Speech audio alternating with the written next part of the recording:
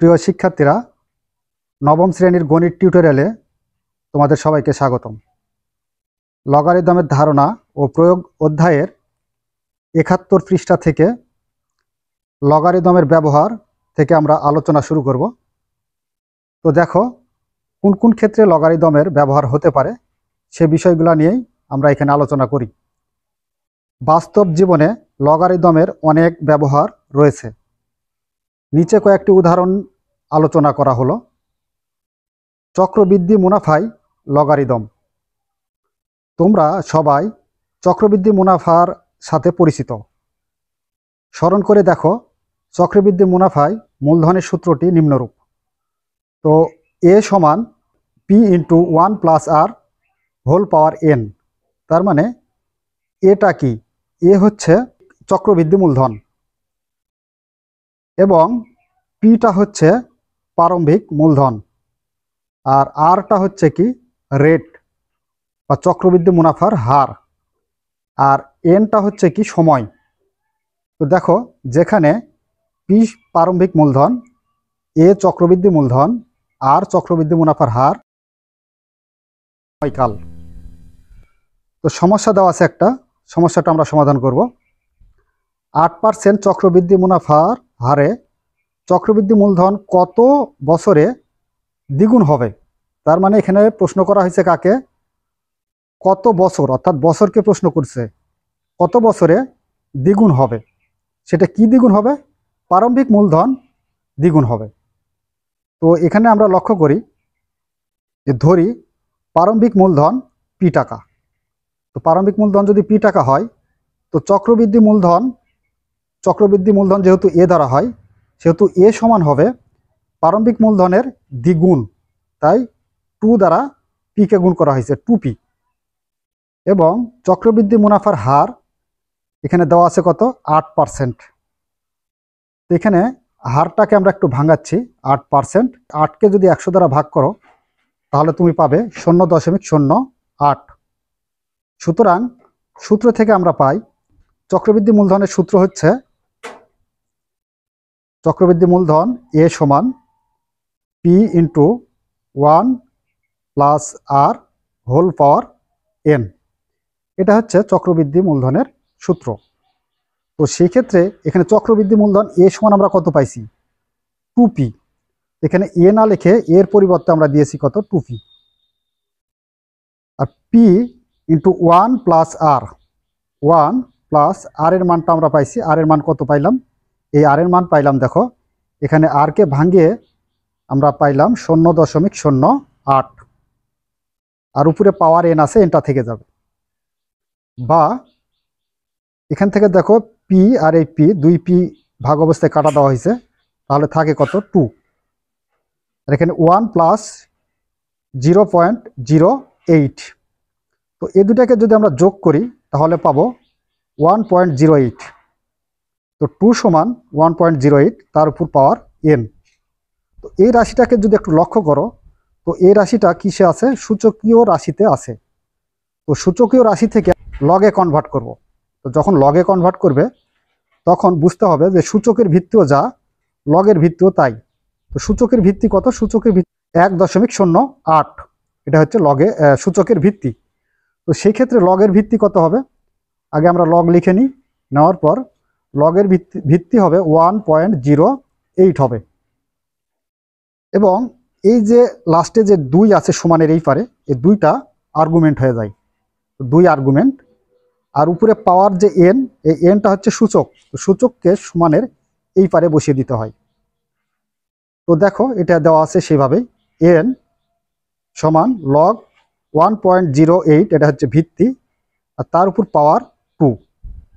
তো এটা হচ্ছে আর্গুমেন্ট, পাওয়ার তো না, এটা আর্গুমেন্ট। তো যা হোক, এখন এটাকে আমরা ক্যালকুলেটরে উঠায়া ভাগ করব। তো ভাগ করলে আমরা কিভাবে ভাগটা করতে পারি দেখো। তো মনে করো যে লগ 1.08 ভিত্তি, আর উপরে হচ্ছে আর্গুমেন্ট কত? 2। এটাকে আমরা এইভাবে লিখব, লগ 2 আর্গুমেন্ট ভাগ লগ 1.08। এইভাবে আমরা ভাগ করব। আগে লগ 2 উঠাবো, তো দেখো আমরা এখানে লগ 2টা উঠিয়ে দিই। লগ 2 ভাগ লগ 1.08, তাহলে ভাগ করলে আমরা পেয়ে যাব 9.000646। এইভাবে কিছু সংখ্যা পাবো, তার মানে প্রায় 9, অর্থাৎ 9-এর একটু উপরে, তো এটা আমরা 9 ধরে নিতে পারি। তো দেখো এখানে অ্যাপ্রোপ্রেক্স 9 দেওয়া হয়েছে, তার মানে কি 9 বছর। তো সুতরাং মূলধন প্রায় 9 বছরে দ্বিগুণ হবে। আশা করি তোমরা এই চক্রবৃদ্ধি মুনাফা বা মূলধন নির্ণয়ের যে সূত্রটি ব্যবহার করে আমরা যে সমস্যাটি সমাধান করলাম সেটি বুঝতে পেরেছ। এবার আমরা 72 পৃষ্ঠা থেকে মাথা খাটাও জোড়াই কাজের একটি সমাধান করব। তো দেখো এখানে মাথা খাটাও জোড়াই কাজে দেওয়া আছে 12% চক্রবৃদ্ধি মুনাফা হারে চক্রবৃদ্ধি মূলধন কত বছরে 40% বৃদ্ধি পাবে। তার মানে প্রশ্ন করা হয়েছে কাকে, কত বছর, অর্থাৎ এনকে প্রশ্ন করা হয়েছে। আর এই যে 12%টা কি, 12% হচ্ছে আর, তার মানে শতকরা হার। আর 40% হচ্ছে কি হবে, বৃদ্ধি পাবে, সেটা কি, প্রারম্ভিক মূলধনটা বৃদ্ধি পেয়ে চক্রবৃদ্ধি মূলধনে পরিণত হবে। তো আমরা এর সমাধানটা করব। তো প্রথমে আমরা এখানে এইভাবে উঠিয়ে নিতে পারি যে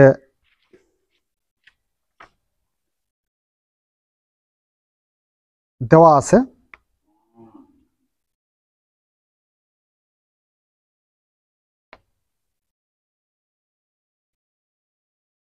চক্রবৃদ্ধির হার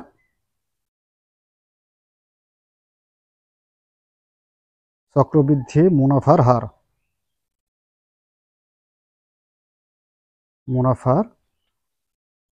হার আর সমান 12%। আচ্ছা, এখন 12%টাকে এখন একটু ভাঙাবো। উপরে 12%-এর জন্য এখানে শতকরা, তাহলে 100। তো যদি আমরা 12কে 100 দ্বারা ভাগ করি তাহলে কত পাবো দেখো, 12 ভাগ হচ্ছে কত, 100, 0.12, 0.12। এটা হচ্ছে চক্রবৃদ্ধি মুনাফার হার বের হলো। এখন এখানে দেওয়া আছে কি, মূলধন কত বছরে, তার মানে প্রারম্ভিক মূলধনটা কত সেটা দেওয়া নেই। তো প্রারম্ভিক মূলধনটা আমরা ধরে নিই,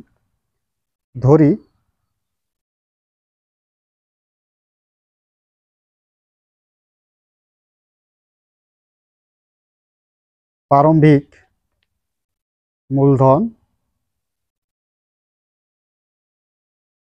কি টাকা।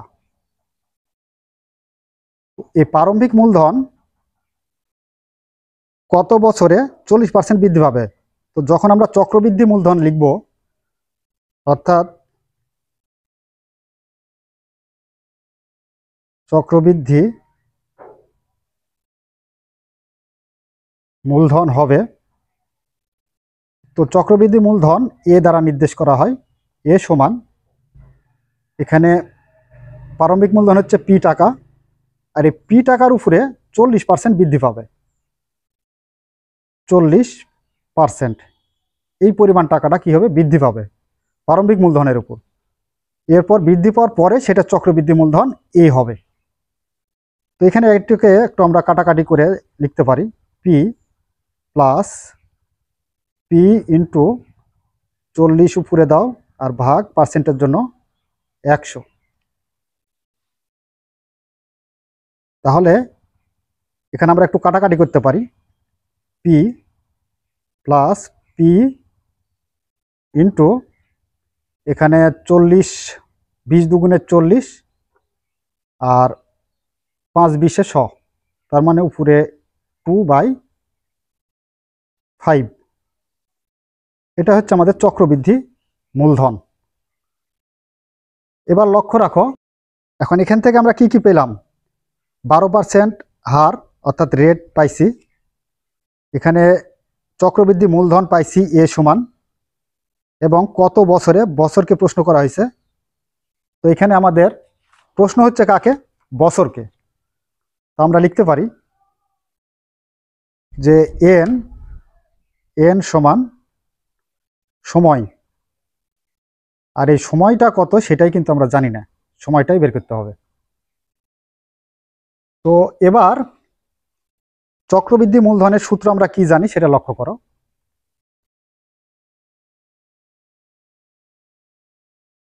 চক্রবৃদ্ধি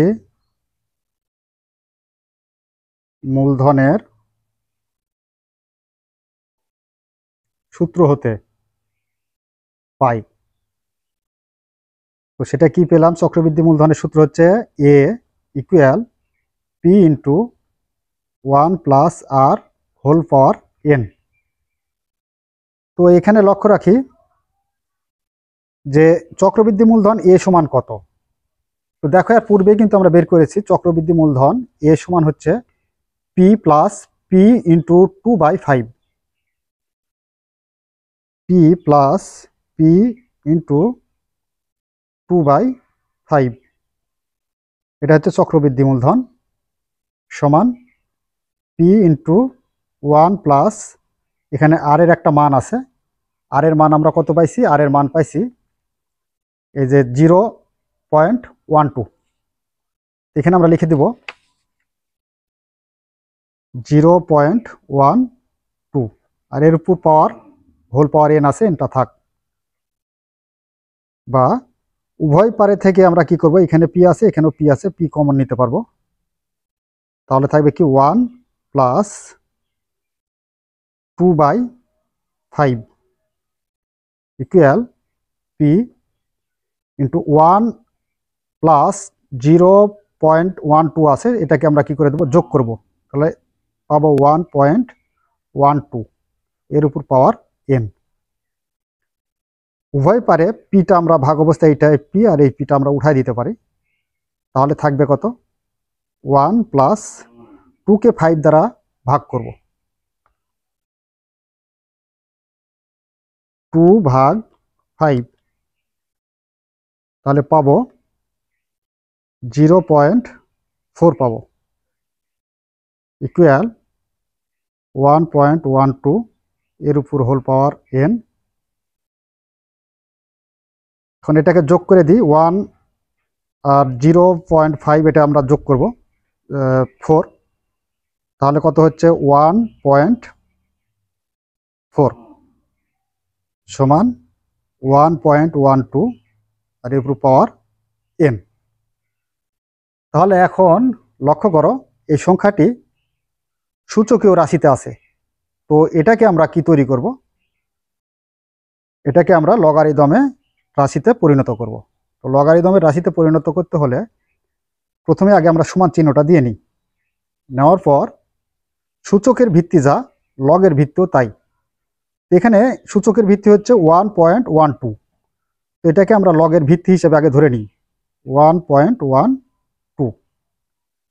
আর এই যে সমানের এই পারে 1.4 আছে, এটা হচ্ছে কি আর্গুমেন্ট, এখানে আর্গুমেন্ট 1.4টা লিখে নেব। আর এখানে যে পাওয়ার হিসেবে কত n আছে, nটা হচ্ছে সূচক, সূচকটাকে লগারিদমের এই পারে নিয়ে আসতে হয়, তো এটা সমান হচ্ছে কত n।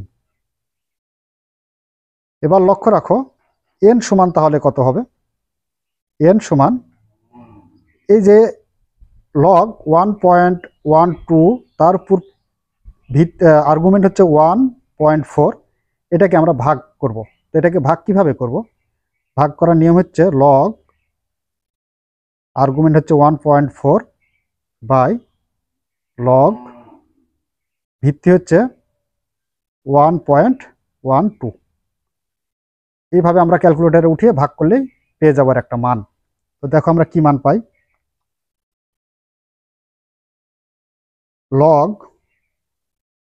1.4 ভাগ লগ 1.12 ইকুয়াল পেয়ে যাই আমরা 2.9689, প্রায় 3 বছর ধরা যায়। তো এখানে আমরা একটু সংখ্যাগুলো লিখে নিতে পারি।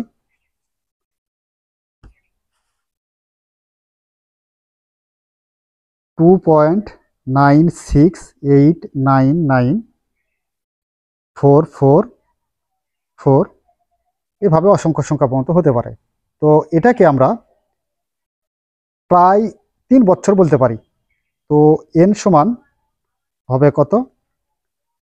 অ্যাপ্রোপ্রিয়েক্স চিহ্ন, প্রায় 3 বছর। এখানে প্রশ্ন কি করেছিল? প্রশ্ন করেছিল কত বছরে। আচ্ছা, প্রশ্নটা একটু দেখে নিতে পারো। দেখো এখানে বলা আছে যে কত বছরে 40% বৃদ্ধি পাবে। তো আমরা এখানে বলতে পারি প্রারম্ভিক মূলধনটা 40% বৃদ্ধি পেয়ে চক্রবৃদ্ধি মূলধন হবে। তো প্রিয় শিক্ষার্থীরা, আশা করি তোমরা 71 পৃষ্ঠার মাথা খাটাও কাজটি বুঝতে পেরেছো। আর যদি বুঝতে পেরে থাকো তাহলে অবশ্যই আমাদের চ্যানেলটি সাবস্ক্রাইব করে আমাদের সাথেই থাকবে। এই বলে আজকের মতো ক্লাস এখানে শেষ করছি। ধন্যবাদ সবাইকে।